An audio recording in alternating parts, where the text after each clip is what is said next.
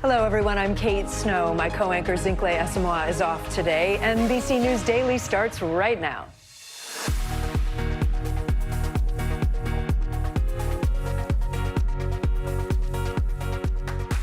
Today, Monday, June 9th, 2025, LA showdown. California's governor is set to sue the Trump administration over its decision to deploy the National Guard to Los Angeles on this fourth day of protests over sweeping immigration raids. We're following the fast-moving developments.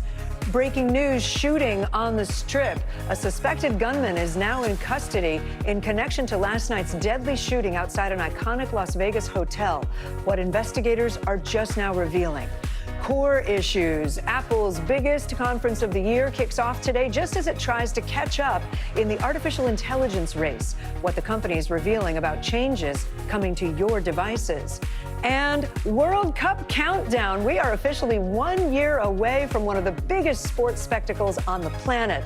How the U.S. is gearing up to co-host the historic event. We begin this hour in Los Angeles on this Monday, a city facing even more demonstrations over the White House's immigration crackdown.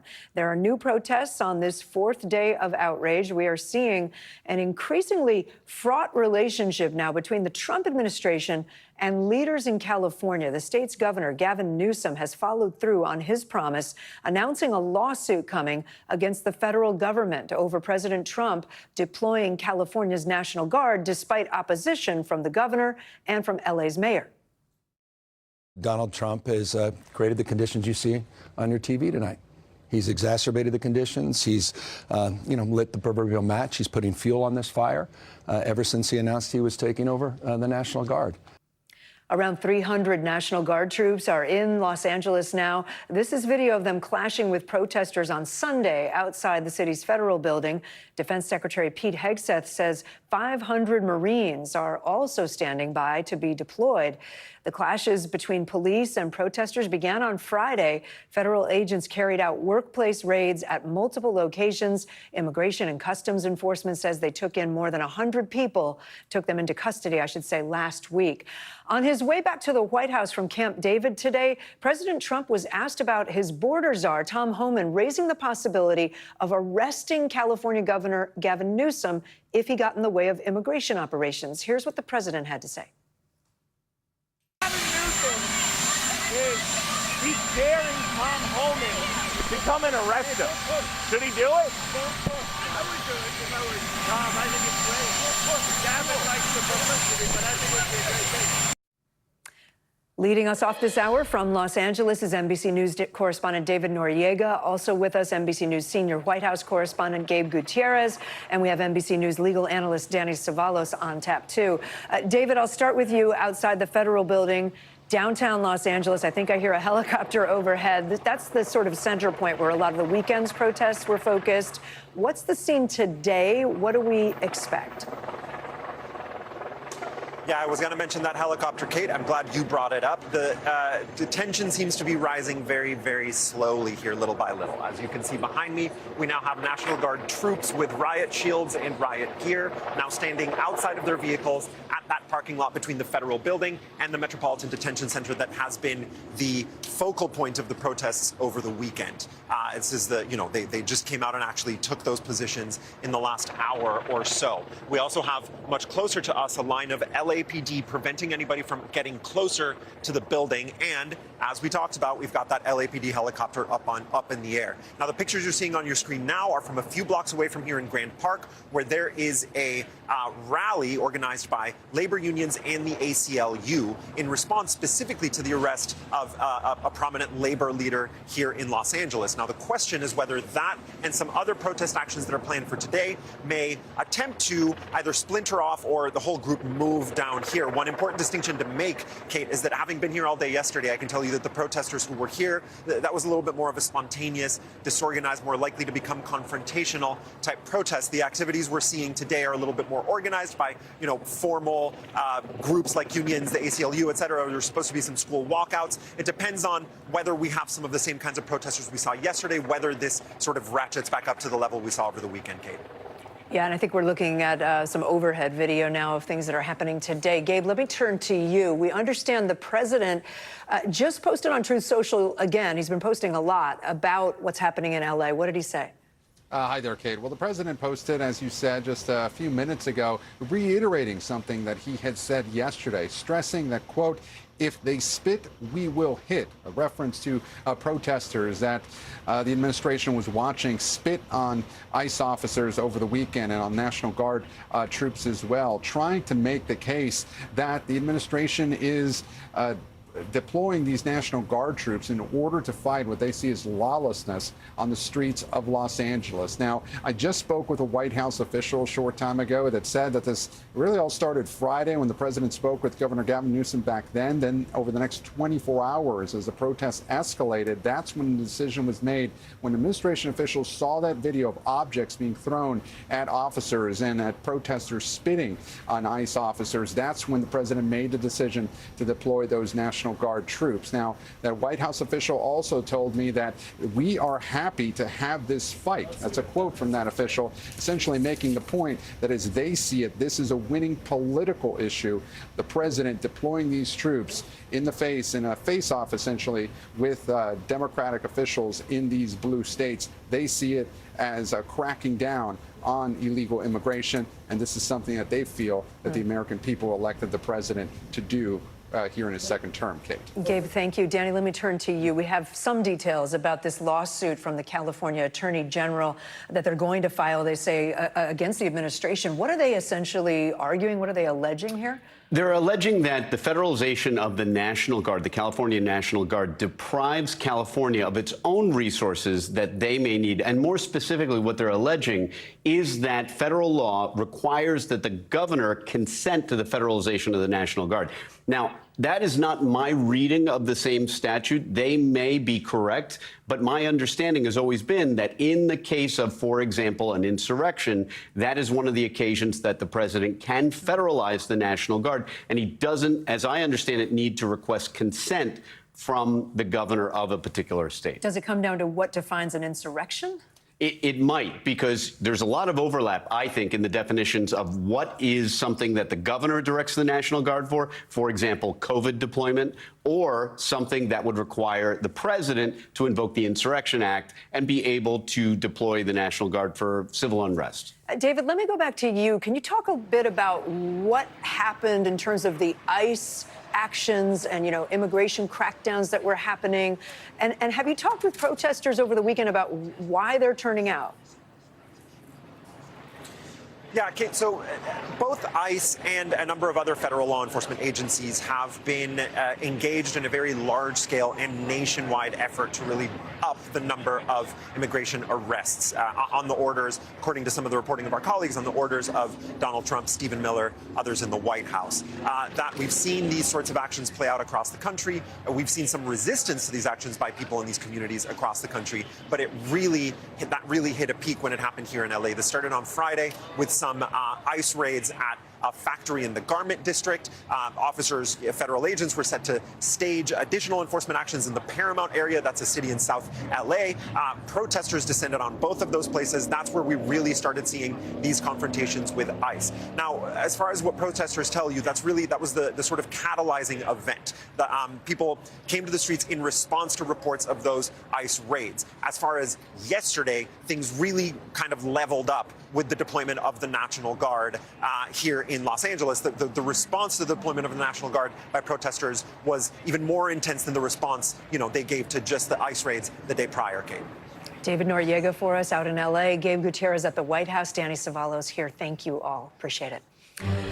We are following some breaking news. A man is now in custody. Police say that he shot and killed 2 people on the Las Vegas Strip. The chaos unfolded last night. It was even captured on a live-streamed video. We do want to warn you ahead of the video that what you're about to see and hear is disturbing.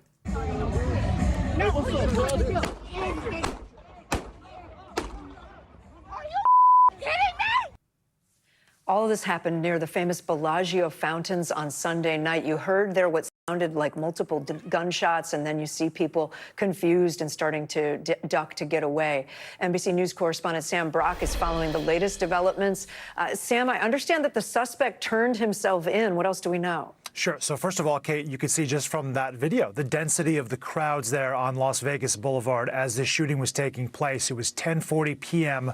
last night. That's Pacific Standard Time, so about 1:40 in the morning Eastern. What proceeded after that was roughly a 10 to 11 hour manhunt. What we know is that the man at the center of this, who police were looking for, that's Manuel Ruiz, turned himself in Henderson, Nevada, Clark County. That's where he was booked.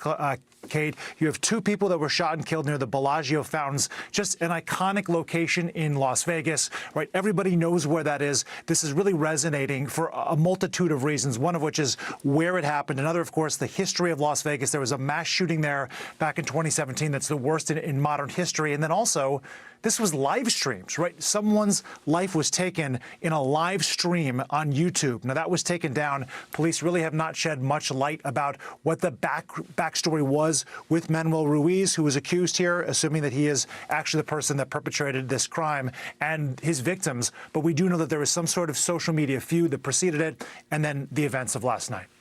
And Sam, this happened on a very busy part of the Strip. What do we know about how rare it is to see that kind of violence in that area? It's actually quite rare. According to KSNV, our affiliate there in Las Vegas, they dug up some examples just in the last 2 or 3 years of what's transpired on the Strip. You would have to go back to really an isolated example last year of a road rage incident that led to someone being shot. There was a party a couple of years ago that led to 2 fatalities. But really, it's once or twice a year, if that. Typically, they say there's some sort of physical confrontation that precedes it. You don't normally have a situation like this playing out in the middle of the Las Vegas Strip, Kate. Very scary stuff. Sam Brock, thank you. Yep.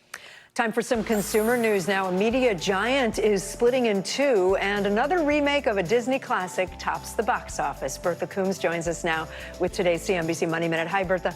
Hi, Kate. Just 3 years ago, they came together, big marriage. Well, shares of Warner Brothers Discovery, because they're breaking up. They were up as much as 9% this morning. They're now down about 4% after announcing that it's going to split into 2 publicly traded companies by next year, with one company for streaming and movie properties, including Warner Brothers and HBO Max. Remember, which was Max, HBO. Now it's HBO Max again. Well, the other will be a global networks company, which will include CNN, TNT Sports, Discovery, and other networks. Meantime, Lilo & Stitch made it 3 weeks in a row at the top of the box office, according to studio estimates. It made $32.5 million at the North American box office this past weekend, beating out the John Wick spin-off Ballerina, which took home about $25 million. Lilo & Stitch is now closing in on $800 million at the global box office. The top all-time kids movie is Inside Out 2, just last year. Wow. All time? Okay. Yep. It was a great movie. $1.6 billion last year. All right. Globally. Bertha Coombs, thank you so much. Later this hour, Tennessee's most wanted zebra, remember him, is finally back in custody. A look at his high-flying return home. He's all good and safe after more than a week on the run. Plus, a judge dismisses Justin Baldoni's countersuit against Blake Lively and Ryan Reynolds, what it means in the fight between those 2 Hollywood stars. That's next on NBC News Daily.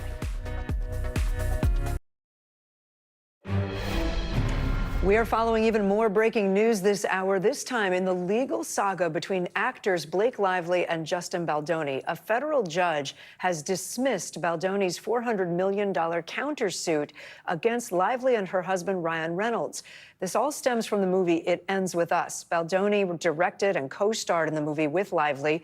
She, you might remember, sued Baldoni last year, accusing him of sexual harassment. Baldoni had accused Lively, Reynolds, and the New York Times of orchestrating a smear campaign against him. In a statement, Lively's lawyers called the dismissal of Baldoni's suit a total victory and a complete vindication. They added, quote, "As we have said from day one, this $400 million lawsuit was a sham, and the court saw right through it." Baldoni's attorneys have not commented yet. NBC News legal analyst Danny Savalos joins us once again on this one. Danny, it's a really complicated legal back and forth. I tried to sum summarize it there. Walk us through this ruling. Why is Baldoni's countersuit being thrown out? Let me tell you how rare, first, that a case gets thrown out at this stage. The law requires the judge to assume everything in Baldoni's complaint is factually true. And even still, based on that, Baldoni still doesn't prevail. And I'll give you an example. So the judge says that as to the defamation claims, the primary claims were that Lively said something in her civil rights complaint, which she filed with an agency in California. However, everything you say in those complaints is privileged. Just like anytime I file a lawsuit, nothing I say in that lawsuit can be defamation because it's protected when you file it as a lawsuit. In a way, it wouldn't be if you tweeted it, for example. So that's one of the ways, one of the claims that was thrown out, even assuming everything Baldoni said in his complaint was true. So is this the end of the road for Baldoni, or does he have other recourse? He can actually refile some of the claims. Some of the claims are forever thrown out. Some he can refile if he pleads them properly. But I have to tell you, this is a major blow to a plaintiff or any countersuit when your case gets thrown out at this stage. It is a major temperature test as to whether or not you have any viable claims, even if you do amend. And does this have any impact at all, potentially, on the case that Lively, the complaint that Lively has made? No, if anything, it's just all pluses for Lively because they prevailed on a motion that almost never wins. I've filed a lot of these motions. I've maybe won a handful of them. So this is a big win for the Lively team. All right, Danny Savalos for us. Danny, thank you again. We are learning more information now about a frightening crash of a skydiving plane in Tennessee. Incredibly, everybody on board survived. The FAA says the plane crashed shortly after taking off from a regional airport outside Nashville. 20 people were on board when the aircraft went down. 6 people were taken to hospitals with injuries. Several others were treated at the scene of the crash. We are grateful that the injuries were limited. Everyone knew their role. Everyone took the role seriously, and everyone did what we needed to do first, which was to take care of all of those who were affected by the event, as well as secure the scene. The Federal Aviation Administration and the National Transportation Safety Board are on scene to investigate. There's no word yet on a possible cause. The owner of the skydiving plane did release a statement saying, "We are incredibly grateful for the quick actions of our pilot, whose response likely prevented a far more serious outcome. While the incident has understandably shaken us all, we are relieved that no one was seriously injured." Later this hour, we are talking about record-breaking heat. Bottom of the hour now. Here are some of the stories making headlines on NBC News Daily. Some of Broadway's biggest stars took center stage at Radio City Music Hall for the 78th Tony Awards last night. You see Cynthia Erivo there hosting the awards, and there were some big winners and major reunions. The show Maybe Happy Ending dominated the night, winning 6 awards, including Best Musical. Darren Criss took home his first Tony for Best Leading Actor in that show. Actress Sarah Snook took home her first Tony for Best Performance by a Leading Actress in a Play for her one-woman role in A Picture of Dorian Gray. Creator of the comedy Oh, Mary, Cole Escola also took home 2 awards last night. And the original Broadway cast of Hamilton reunited for a medley performance in honor of the show's 10-year anniversary. Take a look at this video. That is a zebra being flown by a helicopter. Ed the zebra had been on the run in Tennessee for more than a week after escaping a private farm. You probably remember this video. He was roaming neighborhoods and on highways outside of Nashville. Well, he quickly became an internet sensation. People shared sightings online. The animal was spotted in a pasture by an aviation crew. They were then able to fly the zebra to a waiting animal trailer. Police say Ed was unharmed and is now safely back home. Israeli forces intercepted a boat carrying Greta Thunberg and other activists who say they were delivering aid to Gaza. IDF officials accuse the activists of supporting Hamas, calling the voyage a publicity stunt. The boat was taken to a port in Israel, and the activists were detained. Israeli authorities say they are in good health and will be returned to their home countries, adding that the aid will be distributed to Gaza through proper channels. We're following two big weather headlines today. The first is the extreme heat that's impacting millions of people along the West Coast. Take a look at some of these potential highs today. Our climate team says nearly a dozen cities, mainly in Washington state and Oregon, could break records. You see it there. Dry conditions also raising concerns for potential wildfires. The other big news story is a new hurricane that has formed off the coast of Mexico. NBC News meteorologist Bill Cairns is tracking all of it for us. Bill, let's start with that heat wave. How hot could it get? Yeah, a lot of people are testing their ACs, and I'm sure the AC repair business is going well in many areas of the interior West. On the coast, we're still a little bit cooler. So we do have many areas that are under heat advisories and a few spots that are under heat warnings, including Las Vegas and a little sliver there of interior Washington state, about 13 million included. It's just early in the season. It just kind of makes you wonder how long of a summer is this going to be. We just broke the triple digits in Las Vegas, also Yuma. Phoenix, you're the leader on the board. Not that you want to be, but you're 101 right now. But it's the interior sections here of the West, especially Washington state, that's unusually warm. And that's where a lot of people don't even have air conditioning. And so it makes it a little more risky, especially for heat sensitive populations. As we go into tomorrow, we're going to be about 20 degrees warmer than we should be in Boise for this time of year, up to about 98, Missoula about 92. Vegas, you could be near your record high tomorrow of 109. That would actually tie it. And then even into Wednesday, it's a couple degrees cooler, but there's no big relief in sight. Unfortunately, we're getting to that time of the year where these weather patterns kind of stick in place, and even Vegas through the upcoming weekend very hot, and even our friends in Salt Lake City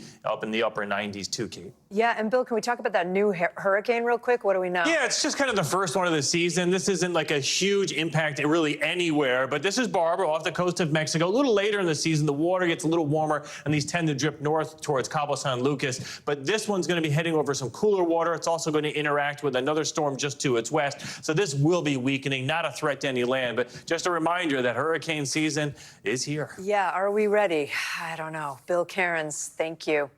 Lawyers for Sean Diddy Combs are again calling for a mistrial in the music mogul's federal sex trafficking case. Over the weekend, his defense team sent a letter to the judge alleging misconduct by the prosecution. The judge will respond to their request tomorrow. It all comes as another ex-girlfriend of Combs returned to the stand today. The woman is known to the jury as Jane, which is a pseudonym, and she testified that she felt obligated to participate in multiple sex acts because of Combs's control over her finances. Combs has pleaded not guilty to all charges in this case. NBC News entertainment correspondent Chloe Malas is outside the courthouse again for us in New York City. Chloe, let's start with the defense's request for a mistrial. This is the second time that they've asked for that. What are they alleging now?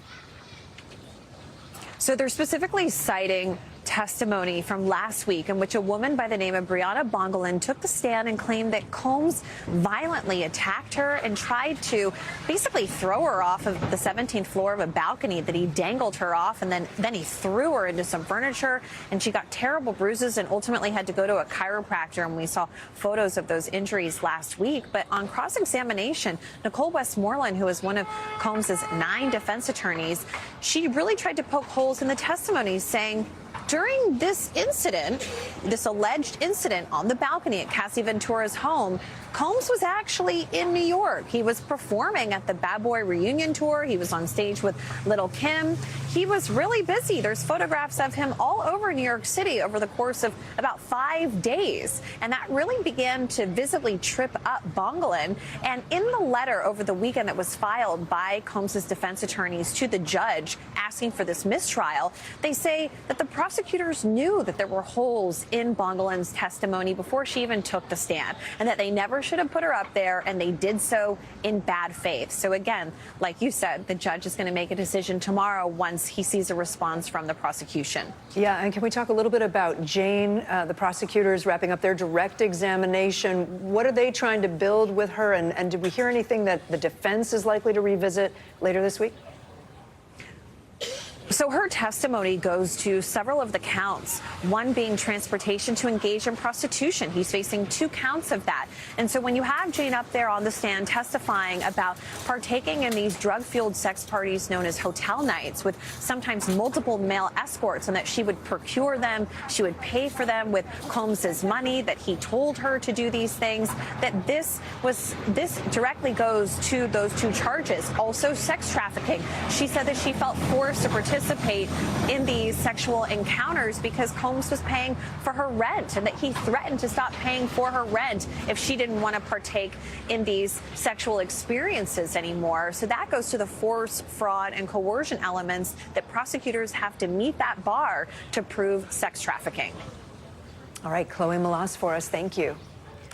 From Silicon Valley to Wall Street, a lot of eyes are on Apple today as the company kicks off its annual Worldwide Developers Conference. This is the major event where Apple and its CEO, Tim Cook, talk up the big changes coming to their products. Apple's artificial intelligence is especially in the spotlight this year. Since its launch last year, Apple Intelligence has faced some setbacks as Google, Meta, and other competitors ramp up their AI projects. Joining us now is Morning News Now co-anchor Savannah Sellers. Savannah, good to see you. Hi, Kate. So Apple announced a lot of changes. What are the major highlights and what is the company saying about Apple Intelligence? Yeah, you're right that they have faced setbacks. So last year at this very same conference, this is an annual conference, a get-together for developers, they announced all these artificial intelligence features. Many of them have not actually worked out yet. They actually said today, they admitted, look, some of this stuff has not met our high standards, and so we have not rolled it out yet. Basically, a way smarter Siri that's very personal, knows a little bit more about you, kind of operates more in the way that ChatGPT does. What's interesting is they reference ChatGPT and the way that they are going to be using OpenAI's technology on Apple quite a bit today. We heard a lot about that, which just kind of gives you a little bit of an insight into behind the scenes. They really are having some struggles here. Some of the stuff we heard about, nothing super groundbreaking, honestly, just because other companies are already doing it. They're calling something visual intelligence, where you basically can take a picture of something and then you can find it on the internet, search it right away. That's something that you can do on Google with their Gemini or even just via Google search. Or on Amazon. Or exactly. What you just saw a moment ago there is pretty cool. This is also some new technology they're rolling out, which is live translation. Again, something other companies are doing, but it's pretty cool because of how much, you use your iPhone to communicate with people. So you can be FaceTiming and it will live translate in a spoken voice what somebody is saying in a completely different language. Oh, wow. FaceTiming on a phone call, on a voicemail, very cool. Also some other little features that just kind of make your life easier in ways that they're rolling out on the iPhone. I want to let you listen to another thing that we'll do if you're on hold with a company. Next time you're stuck on hold, whether it's because you're changing your flight or dealing with utility bills, the phone app automatically detects hold music and asks if you want it to wait for you. When you tap hold, the music stops, but the call stays connected. So you can keep using your iPhone or even put it away and go about your daily routines. Don't worry. Once a live agent becomes available, we'll ring you to return to the call and let the agent know that you'll be there shortly. So interesting stuff, nothing crazy groundbreaking, and sometimes we've kind of come to expect that of this WWDC because a lot of times they're rolling out cool new products, but stuff that will be available this fall. I gotta say though, that little thing where you don't have to listen to the hold music, no, it's nice. that could save a life. And it's funny, right? The way that it says it detects hold music, it's basically just bad music must be on hold. Music equals put it on hold. Savannah Sellers. Thank you. Two incredible stories now of triumph in this year's French Open in Paris. 22-year-old Carlos Alcaraz rallied from a two-set deficit to beat Jannik Sinner in a stunning comeback, clinching his second title on the clay courts. And did you hear 21-year-old American Coco Gauff won the women's French Open title for the very first time? On Today This Morning, she talked about a tradition that's becoming common among players, falling down on the court after winning a major trophy. You had vowed to not fall down on the clay. Yes. Because you didn't want to get dirty. Yes. And then what happens? I fell on the clay. But Dad he's like, I got you. Yes. So I guess he knew that maybe this could happen. Yeah, because I think I've told him before how I wouldn't want to fall on clay because I didn't want the clay all over me in the ceremony photo. But I don't know where he got the towel from or why he thought he was ready. He's resourceful. Good Dad's always ready. He must have knew that it was going to happen. So yeah, I appreciate him for having my back. He definitely had her back, and this will mark her second Grand Slam title. Congratulations to Coco. Well, the countdown is on to get ready for next summer's major global event, the FIFA World Cup. The tournament is being co-hosted by the United States, Canada, and Mexico, and is full of firsts. NBC News correspondent Jesse Kirsch has more. In just over a year, North America will be the heartbeat of a global party like we've never seen before. The United States, Canada, and Mexico are co-hosting the 2026 FIFA World Cup, the highly anticipated soccer tournament featuring men's national teams from all around the globe. The World Cup comes every 4 years, and while recent ones have featured 32 teams, next summer's World Cup is expanding to 48 teams. All 3 host nations are automatically in. And after more than a month of competition across 16 cities, there will be one last match, the World Cup final, being played right here just outside the Big Apple with the world watching. A year out. How busy are things already? Things are getting kind of crazy. Alex Lasry is the CEO of the New York, New Jersey FIFA World Cup host committee, helping make sure the final and 7 other matches at MetLife Stadium run smoothly. Lasry's also focused on giving tourists a reason to explore in between kickoffs. We're expecting millions of people from all over the world to be coming to New York, New Jersey. We're expecting $2 to $3 billion of economic impact for the region.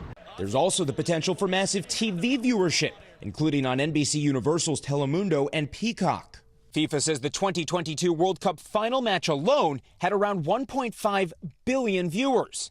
That's more than 7 times this year's Super Bowl viewership. Around the world, the beautiful game is practically religion, but the U.S. has been playing catch-up. The last Men's World Cup hosted here in 1994 led to the establishment of MLS, which now features the likes of Lionel Messi. I think this can take soccer to the next level here in the United States and kind of reach that next generation of athlete who's looking for to be a part of something special. The goal? Thrilling and inspiring the world in our own backyard. Jesse Kirsch, NBC News, East Rutherford, New Jersey. I cannot wait. Up next, Zinkla sits down with one woman scrambling for answers after the Trump administration laid off hundreds of CDC workers. You're watching NBC News Daily. Earlier this year, the CDC cut hundreds of workers, including a small team that was responsible for keeping doctors up to date about what kinds of contraception are safe for people with certain medical conditions. My co-anchor Zinkla Esamwa spoke with one patient. The pain of sickle cell disease, excruciating, crippling. Pain-wise, I always describe it as being hit by a Mack truck. Every day for Deja Jackson is a guessing game on whether that pain will upend her life. The lack of education on sickle cell is very frustrating. I go into hospital stays having to educate doctors and nurses. Today, there's growing concern that lack of knowledge could get even worse, with a key department getting cut at the Centers for Disease Control and Prevention. Sickle cell disease has treatment but no cure, an inherited disorder that affects red blood cells, which take on a shape akin to a crescent moon. That anomaly can even cause blood clots and organ damage, issues that worsen during a person's period. I started birth control when I was 18 because my periods were so bad in high school. They started me with the Depo shot, and I tried that for about, I think, 2 to 3 doses, but I bled the entire time, and I mean heavy, for like 6 months straight. 6 months? Yes, 6 months. 6 months. It wasn't fun. Sickle cell means Jackson's monthly period is not just painful, but excessive blood loss can land her in the ICU. Doctors who treat at-risk groups, like those with sickle cell, rely on up-to-date guidance from public health officials to stay safe.